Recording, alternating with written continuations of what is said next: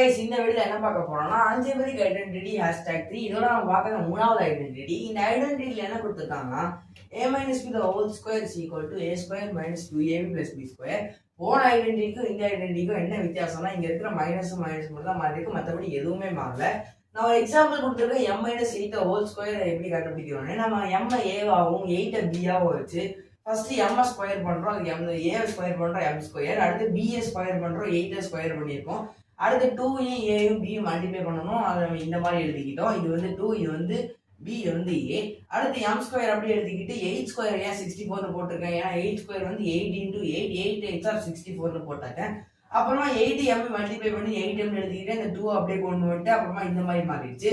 m square 64 அப்படியே போட்டு 2 8 are 16 போட்டு m எடுத்து அப்படியே போட்டால் நமக்கு ஆன்சர் கிடைச்சிரும்.